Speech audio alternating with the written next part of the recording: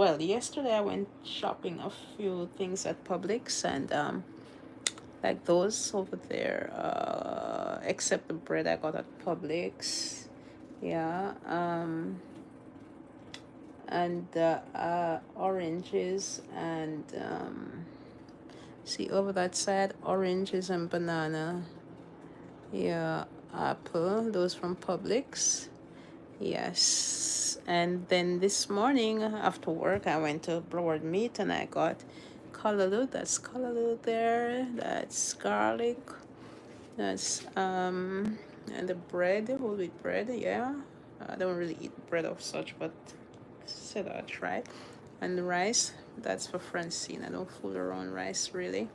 And water, coconut water. And chocho, you see chocho there, and carrots. Yeah, pretty reasonable they were selling. And some seasoning, what it name, fried chicken. Yeah. And see, yeah, fried chicken. No, that's for the fried chicken. You coat the chicken and fried, and that's the seasoning. Ram it up, curry goat. Yeah. And sweet pepper and tomato. Yeah. So, and I bought some tissue. I got some tissue. They were going reasonable, so I bought what, 1, 2, 3 sets with 4 in it. Yeah. And I have bought water. Yeah, Creator water. No, the Creator water is not mine. Francine bought that yesterday. She bought her grocery separate from Walmart.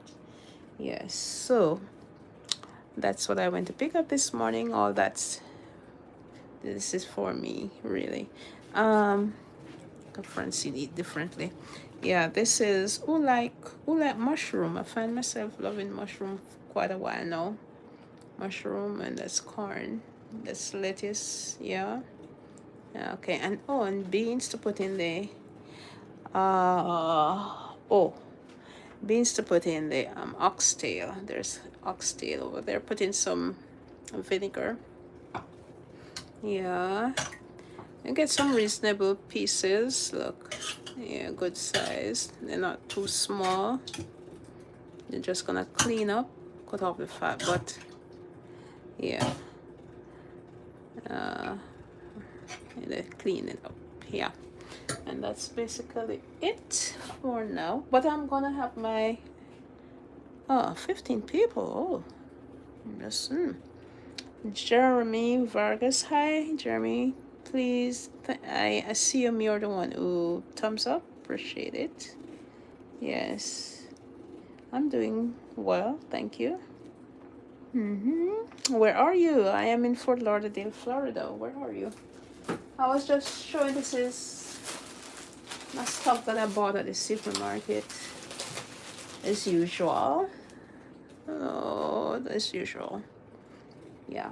So I just came on work and all of that. So I'm gonna leave this thing running and then go to sleep. Probably I'm gonna put it on a show or something. Yes, lovely people. Where are you, Jeremy? That's how you pronounce your name. Vargas, I got to go. Bye. Okay, bye.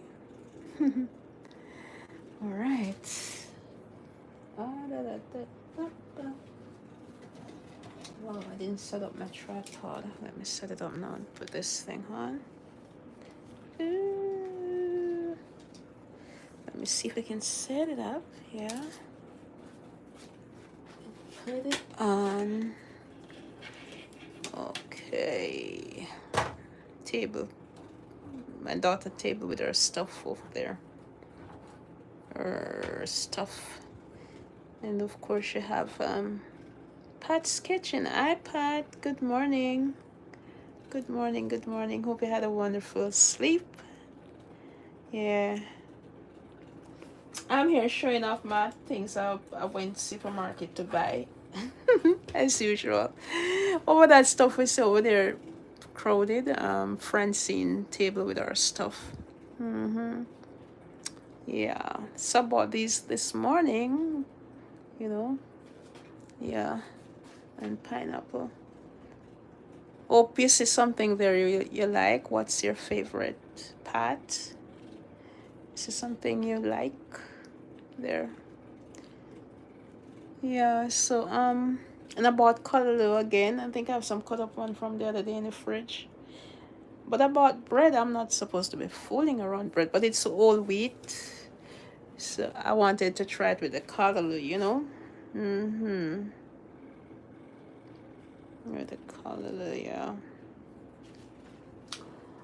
Yes, yes. So I'm gonna make myself something to eat. I don't know.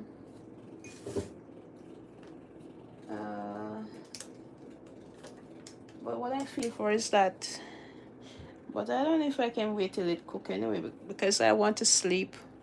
So I'm just gonna have the live running part. Yeah. I just gotta let it run. I don't know. Don't know what to run it on. Yeah. So I'm gonna let it run.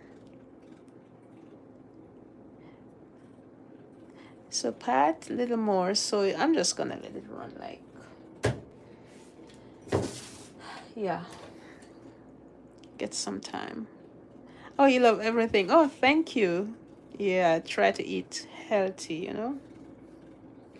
I try to eat healthy. Yeah. On mushroom, you know, I never loved mushroom, you know, and I find myself loving it now after.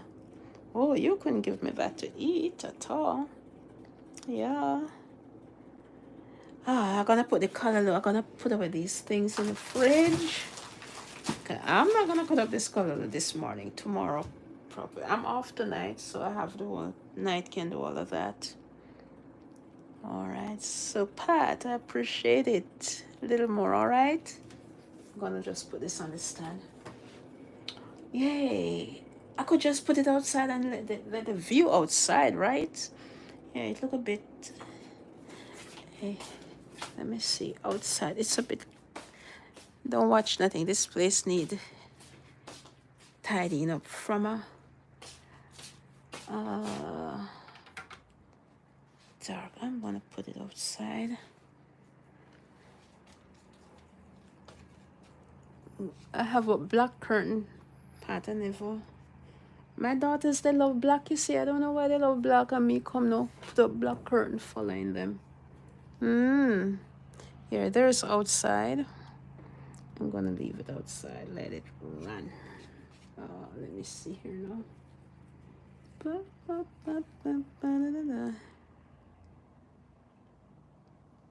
Thank you. Alright, I'm just gonna leave this part, let it just run. Meanwhile, I do what I'm doing.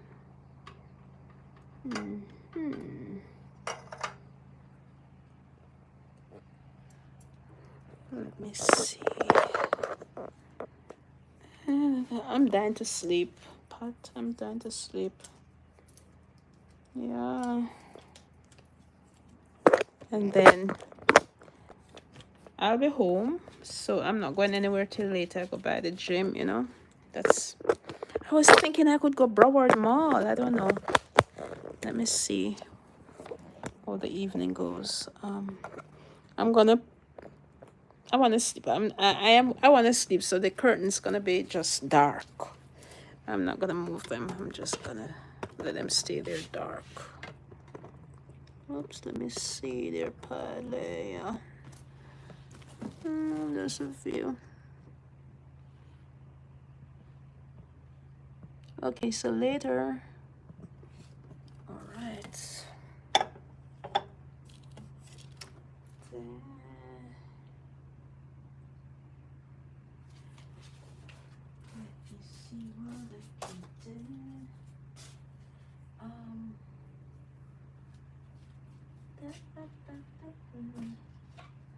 see my phone wanna charge.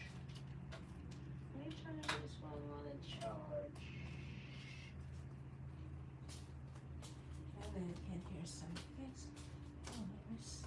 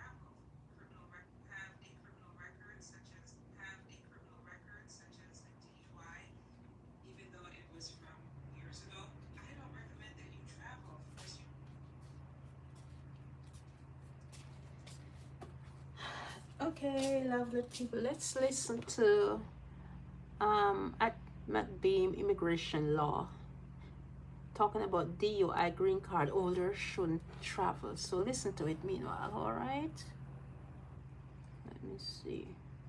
And you have a criminal record such as a DUI, even though it was from years ago, I don't recommend that you travel. Of course, you do travel at your own risk if you decide to move forward with that. But I would just give it a year of watching what's going on before traveling internationally. Now, each person will have his or her own experience as they get on a plane these days. But to be on the safe side, I would just say stay at home or travel around the United States until things really die down with travel. And we'll see how soon things will actually really die down with travel issues that some green card holders are experiencing these days.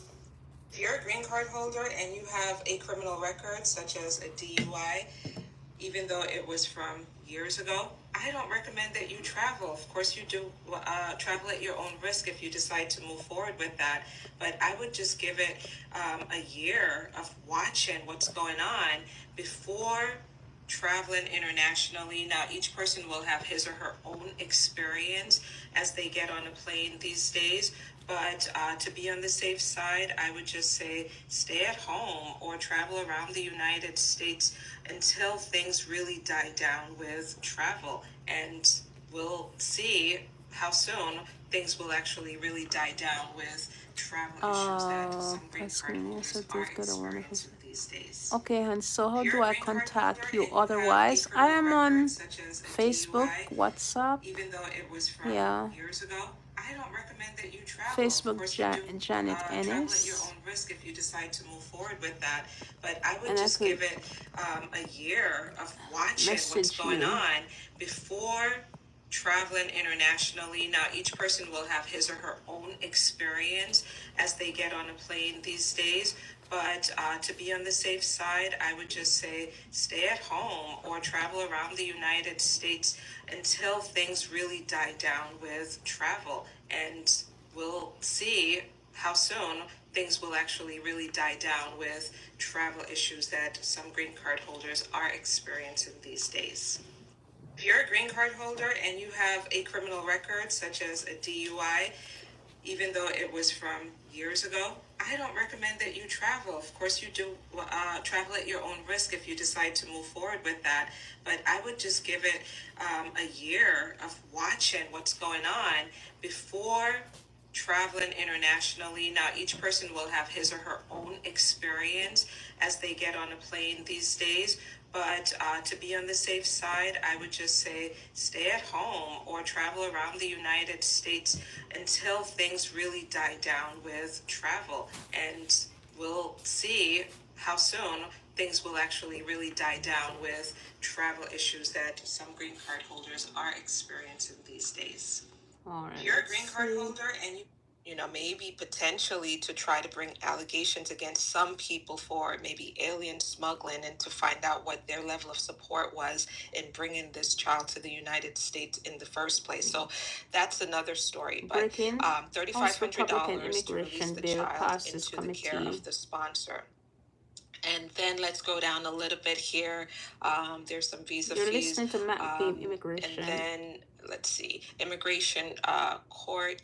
Let's see, let's go down to the more interesting ones. Okay. The diversity immigrant visa fees, that's no less than $400 as well. A lot of fees, EOIR fees, imposes a fee for applications to adjust their status. This is a fee that would be collected to offset the costs related to, I guess, the immigration courts having to review or process these applications. Anyway, there's a fee for that, no less than $1,500. And then smaller things there about ESTA fees and some others. Now, let's go down here. There's also a fee for sponsors of unaccompanied children who fail to appear in immigration court, $5,000. Okay. Then there's a fee for individuals who have been ordered removed in their absence. They did not show up to court. Maybe they didn't get the hearing notice, or maybe they just were scared and decided they're not showing up, or maybe they didn't even get any notice at all. Those individuals, okay, would be fined as well, $5,000. The fee is to be collected at the time of arrest. And then there are some apprehension, customs and border apprehension fees, note $5,000 to be collected by customs at the time of apprehension. Guys, you might be saying, this is crazy. If they apprehend someone at the border, that individual most likely will not, I don't know, some people do, I don't know, might not have $5,000 on them. How are they going to enforce all of this? The enforcement aspect of all of this is still very unclear, okay? Very, very unclear. Now, how will they use all of this? How will they use these fees and that they're going to be collecting from individuals? Well, the immigration court system, which has a significant backlog, almost 5 million people, close to 5 million people are in immigration court. The immigration court system will receive an additional $1 billion to hire staff and expand their courtroom capacity. It's strange because also at the same time, as you guys know, they've been firing immigration judges, and then they put in $1 billion here to expand and hire staff. It takes a year, by the way, to hire an immigration judge. Okay, just an FYI to individuals who might not know that. Then there is a whole lot of money here for ICE. Okay, a lot of money here for ICE. Adult alien detention centers, family centers would receive $45 billion to house more people. $858 million to retain and sign on more ICE personnel. These are sign-in bonuses to bring people on to the department, ICE. Then there's $8 billion for hiring additional ICE personnel. And then there's 600 million for recruitment and onboarding of ICE personnel. To me, that there's some redundancy here. And then there's additional billions of dollars to transportation and removal operations going to ICE. And then there's a lot of money here for IT, information technology investments to support ICE enforcement operations to help them with their investigations. Then there is 550 million to upgrade the ICE facilities. Then let's see. Then they have 650 million in here, friends, for the sanctuary to help ICE carry out the sanctuary, going after, I should say, the creating these agreements, the agreements between the DHS and the county governments across the U.S. To coordinate their efforts through agreement. They're looking to add $650 million to help support ICE with carrying out these agreements with local governments. Then they are put in 950 million here to also compensate the states for incarcerating criminal aliens. Then here's where it gets even more interesting. They are putting in $1.3 billion to hire more attorneys for removal proceedings. I will tell you this, hiring an attorney who is qualified, who understands the law, the INA, and qualified with litigation is not a very easy thing to find, okay? But there's $1 billion in here to hire more attorneys to work on removal cases.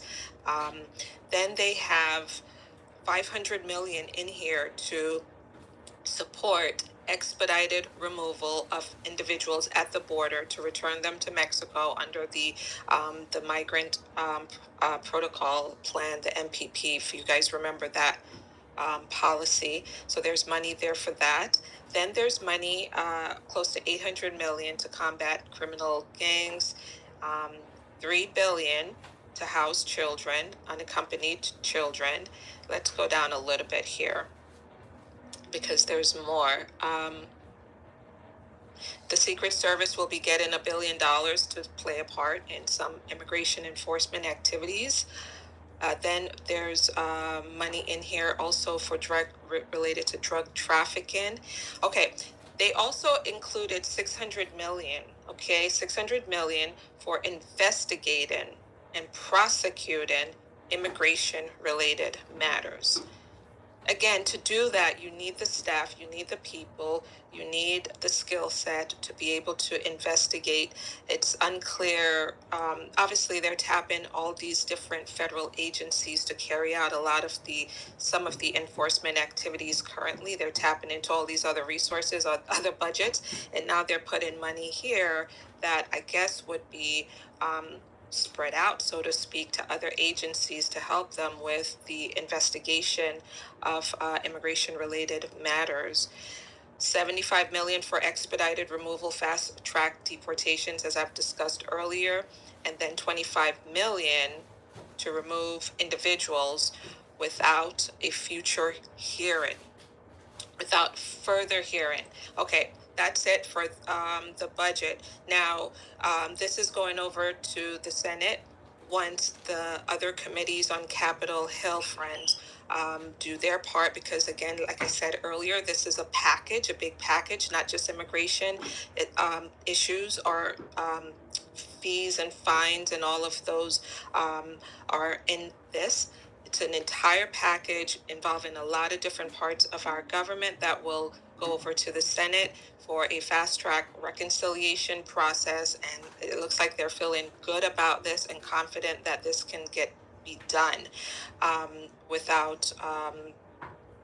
that it could be done. Okay, so what we're seeing is the gearing up, the funding that's necessary, but then they will still encounter some real world hurdles of recruiting and carrying out the enforcement activities without the people needed to do this. So just keep watch over what's going on, and just know that this is big and that it most likely will pass the House in the end. All right, now with respect to amendments that were offered yesterday by the committee, one of those amendments was by a Democrat who wanted to include something that said along these lines that ICE cannot use any of all this money to arrest and deport US citizens. And that was shot down. And so people are really scared and concerned by that, because it seems like it's an endorsement to allow ICE to deport US citizens. Keep in mind that this is all about the budget. This is money. These are dollars to carry out enforcement activities. There's a lot of other things in place to protect us, still US citizens, from these types of efforts with respect to deportation. ICE does have a policy, and I have the policy here that let's see if I could pull it up here for you guys. Hold on a second. Let me get this on the screen. Okay, so this is the policy. It's old, of course. It's from 2015. It's an old ICE policy that says, that's titled Investigating the Potential U.S. Citizenship of Individuals Encountered by ICE. And it says here, hold on a second. Zoom out. It says here in the very beginning, as a matter of law, ICE cannot assert its civil immigration enforcement authority to arrest and or detain a U.S. citizen. Okay, and then the policy goes on to talk more about what they should do if they encounter a scenario in which it's unclear whether the person is a U.S. citizen or not. But once they figure things out, they're supposed to release that individual right away. And there are times when, they do encounter, and you guys know this is real world, the real world that we're living in. They encounter individuals who say that they're a U.S. citizen falsely. That happens at the border. And I know that because we work on cases like that of individuals who got in trouble for saying that they're a U.S. citizen at the border, and then even not, and later on in life, they say they are a U.S. citizen. So this policy explains what they should do, what ICE should do in these types of circumstances. So yes, policies are there, but in practice, what's really going on today, we're hearing more stories about some U.S. citizens who speak Spanish, who are being detained by ICE. The stories are out there. They're very real. It is happening. We're hearing stories about ICE raiding people's homes who are U.S. citizens. Okay, it's not a very frequent thing, right? I know that I've heard maybe one or two stories about that, and I expect that things will continue along those lines with respect to them breaching the line here. Okay, so that will happen. And with more money, more dollars for enforcement, it will be more of more, right? Okay, so with that being said, let's see what immigration questions you have briefly before we wrap this up. All right. Fernando says, let's get this back on the screen here. Fernando says there is no policy anymore. They do what they want to do. Okay. Yeah, they are. They're doing quite a bit. They're crossing the line in a major, major way. Okay, let's see. Let's go back up a little bit here. Anything on DACA? Not at this time. I don't have anything new on DACA. How is I-601A easy, or is it hard now that they can be deported? So the I-601A process, it's still in place. It still works. We still work on those waivers to allow individuals to leave the United States. I have not seen a policy proposal quite yet that touches the I-601A discretionary process. Okay, I have not seen that. But everything is getting harder with immigration. Okay, and now with the dollars that that ICE will and the immigration court system will need, although on the court side of things, I'm very skeptical about their recruitment and their ability to find the right people to do the job. We just have to realize that they are trying to push forward in a very aggressive way the immigration agenda of the Trump administration. I lost my train of thought. obviously, obviously, I had something else to say, guys. I wanted to say something else, but anyway, it happens. I think I've said enough anyway, so we're going to wrap up very soon. If you're now joining, what you'll need to do is watch the replay of this live session in which I went through the billions of dollars that are on the table to bring ICE's enforcement activity to a very high level, and the efforts that this administration is going to take via reconciliation, a fast track process to push all of this through. Watch the beginning of today's live session. I don't have anything new on the I-130 front other than, Nicole, things are slowing down with the I-130 process. And if you're in a family preference or an employment category, check the visa bulletin to see where I'm sorry, not employment, but family category, check the visa bulletin to see where things stand. Is it still safe for green card holders to travel outside of the United States? I have a lot of videos on that, okay? It just depends on your background. Most people are safe and they can travel, of course, but if you have a criminal record, you should not travel as a green card holder.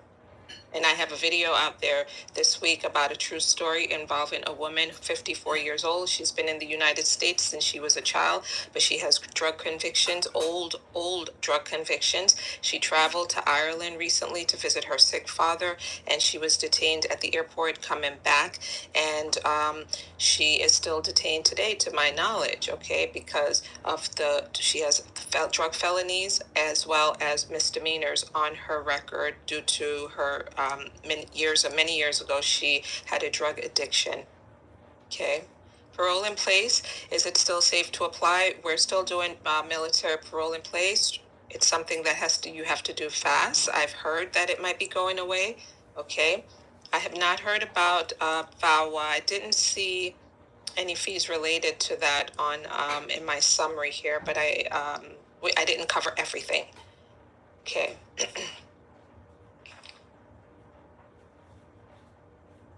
Withholding of removal update. I do not have a specific update about withholding of removal. You guys know that Abrego Garcia also was granted withholding of removal, and he's in El Salvador in prison right now due to a mistake by the government. He was deported by mistake, and they are fighting privately to bring him back. And his story, as you know, is a story about two men. This is about two men. It has nothing to no one cares specifically about Abrego Garcia specifically. They care about due process. If folks are really honest, it's due process and the rule of law that got many of us really concerned. And so this is about Trump versus Abrego Garcia, these two men.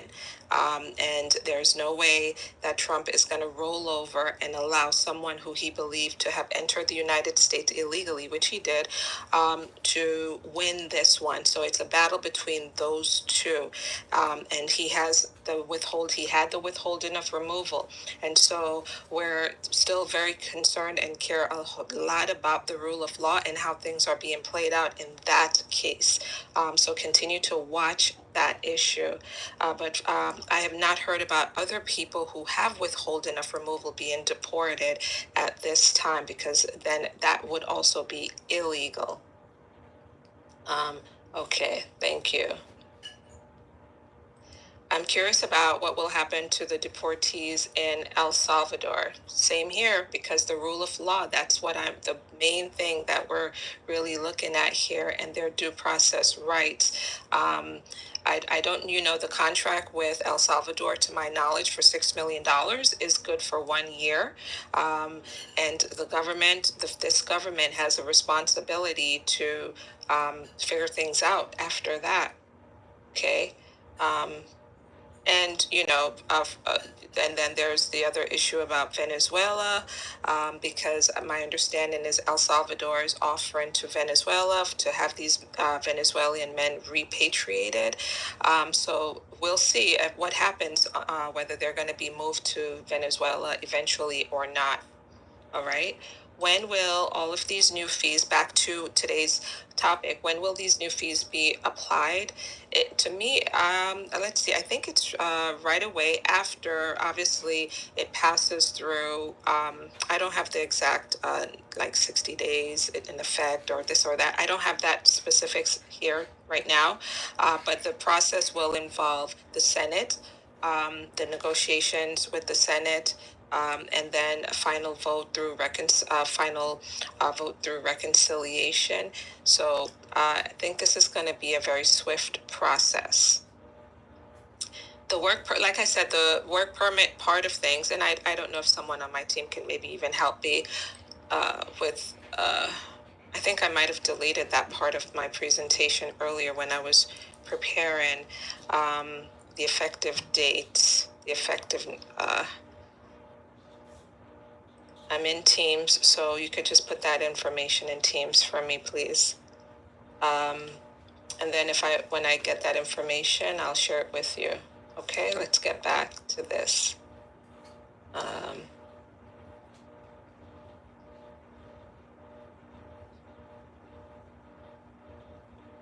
Let's see.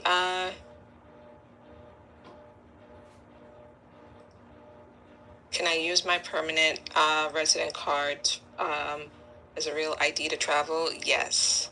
And if anyone has any questions about the real ID, which is going into effect any day now, in a few days, not too long from now, just go to TSA's website, and it will, the website tells you the list of documents that are acceptable. Of course, a green card is acceptable for travel.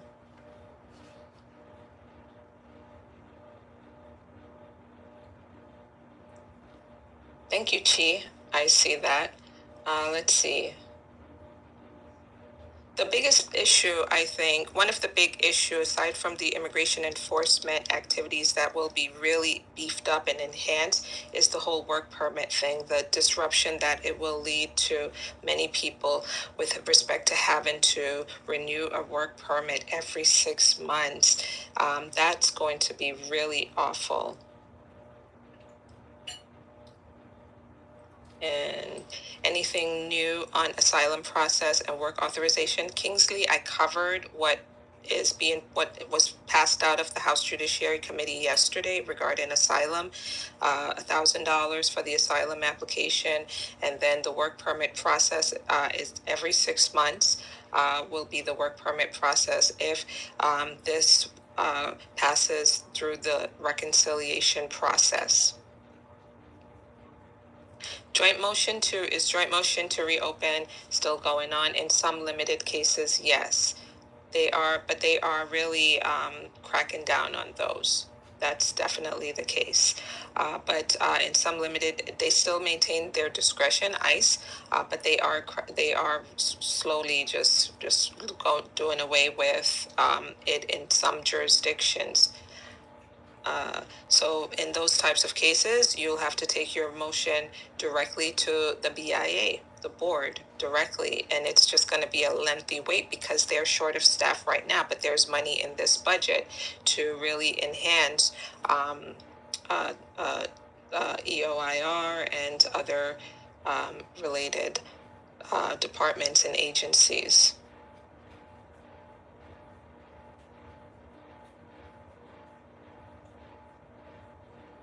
Um,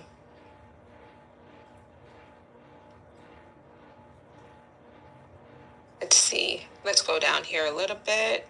I'm just looking specifically for questions related to the breaking news that the House Judiciary Committee passed out of their committee by party line vote, a massive spending bill, 80 something billion, and 77 billion it'll be paid for, so to speak, in 77 billion in fees that they will be collecting from immigrants. Okay, I don't see anything in my teams here yet. I'm gonna have to jump off because I have a very busy day ahead of me. Let's see. Did you say that these are likely to be?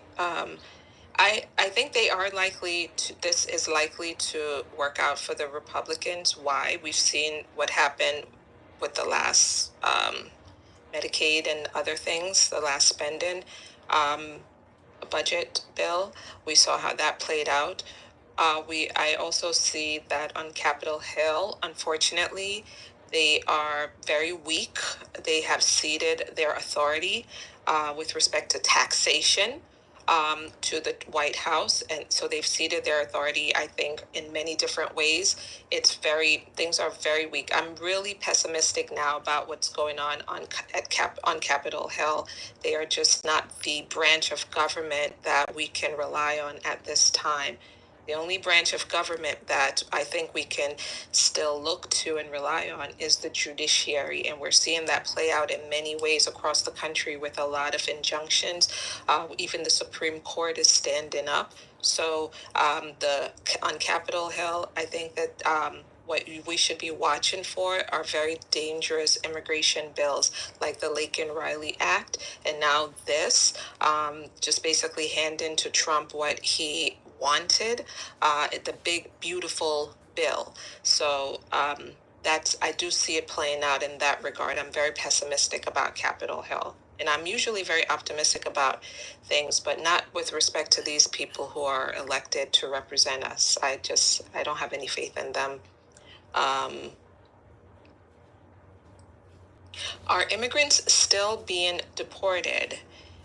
Yes, that didn't stop under Trump 1.0, Biden, believe it or not, deported quite a bit of people. Trump 2.0, people are still being deported. Deportations has always been around. It's been going around forever. It's just that now there is a different. I told a group of people last week, I was speaking someplace, and I said to them, immigration is everything to this administration. It's everything, everything. So when it's everything, they put money towards it. And that's what this is. They're putting money towards this. I don't know what's going on my teams. I don't see the information quite yet. I'm going to jump off, guys. Thank you so much for being with me. Watch the replay of this live session. I'll be doing a social media live maybe later today from the office. Guys, thanks so much for being with me. And again, we are reachable at 914-898-9488 or at info@mcbeanlaw.com. Thanks so much and have a wonderful rest of your day. Bye-bye.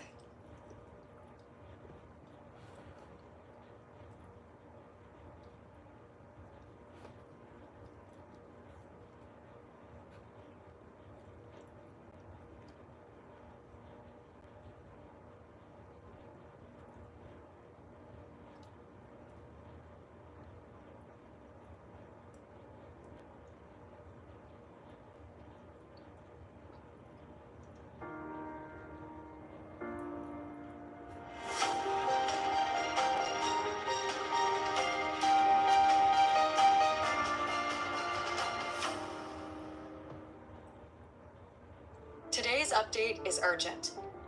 If If you or a loved one has a U.S. immigrant visa interview coming up, pay close attention. Because starting May 19th, 2025, if you show up without the original required documents, you won't just face delays, your interview will be canceled. Yes, canceled. No leniency, no exceptions, no warnings. Let's break this down so you don't make a mistake that could set your immigration journey back months. What changed? The U.S. Embassy has released an official bulletin. As of May 19th, 2025, immigrant visa applicants who arrive without all required original documents will not be interviewed. You will be sent home and asked to reschedule, with no guarantees on how soon the next date will be. That's not an exaggeration. One applicant reportedly waited from October until March of the following year, simply because they missed a document. Which documents are mandatory? Let's walk through the documents you must bring to avoid a cancellation. These are not optional. They are non-negotiable. Forget one, and you're out. 1. Valid passport. Must be valid for at least 60 days beyond your intended travel date. 2. Original civil documents. PSA birth certificate. PSA marriage certificate. Senemar if single. Annulment or divorce decrees if previously married. Advisory on marriages. These must be the official originals, not photocopies. 3. NBI clearance. Are required for all applicants age 16 or older. If your name has multiple spellings, aliases, or nicknames, get an NEI with AKA annotations. No NBI. No interview. For foreign police clearances, if applicable.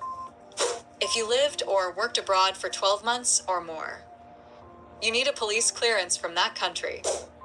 This applies to many OFWs, whether in the UAE, Saudi Arabia, Europe, or elsewhere. 5. Form I-864, Affidavit of Support, from the petitioner or any joint sponsor. Include supporting tax and financial documents. This is how you prove you won't become a public charge in the U.S. 6. DS, 260 confirmation page. Bring a printed copy of your submission confirmation. Also bring your official interview appointment letter. 7. Medical exam confirmation. You must complete your exam at St. Luke's Extension Clinic before your interview. No proof equals no interview. 8. Petitioner's documents. Depending on the case, bring original birth certificate of the petitioner, especially if you're being petitioned by a child or sibling to prove biological relationships. Original proof of divorce or annulment for both petitioner and applicant if either was previously married. A note on Filipino name variations. If you go by different names, nicknames, or spellings, you're not alone. It's common in Filipino culture to have a legal name, a baptismal name, a nickname like Girly, Boyet, June, etc. Important, you must disclose all names used in public documents and get NEI clearances covering each version. Real examples of delays. Let's be clear, this isn't just about convenience. This can be a life-altering delay. Here are a few real scenarios.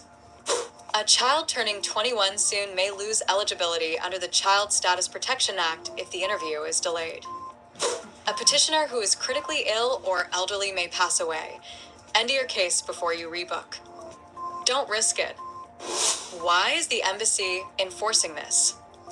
The U.S. Embassy is dealing with backlogs, a limited staff, and thousands of rescheduling requests. They've now made it official, no documents, no interview, before you even reach the consular officer. Embassy staff will screen your documents at intake windows. If anything is missing, They'll mark you for rescheduling immediately. What should you do now? Here's your action plan. Double check your document list. Make sure all original documents are accounted for, no photocopies, no screenshots, no I'll email it later. Organize them clearly. Use folders or envelopes. Group documents by category. Complete your medical exam at St. Luke's ahead of time. They may forward results directly, but you still need proof of attendance. If in doubt, consult an immigration attorney, especially if you have special cases, mixed records, or aging out dependents. Some attorneys even offer document prep services in the Philippines, helping clients ensure nothing is missed. Summary, required items checklist. Here's a quick checklist to screenshot or save. Valid passport, DS, 260 confirmation, interview appointment letter, Senemar or annulment/divorce decree, NEI clearance with AKA if needed, foreign police certificates if applicable, I-864 affidavit of support, a petitioner's birth certificate, a proof of medical exam from St. Luke's. Final thoughts.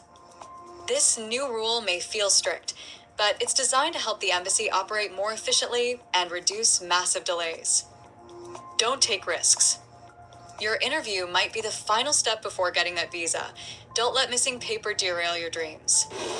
If this video helped you, don't forget to like and share it with someone preparing for their interview. And most importantly, subscribe to Border Drip USA for real-time updates, expert tips, and the latest in US immigration. Thanks for watching, and good luck with your interview. Okay, people, I'm gonna end it here. All right, thanks for listening.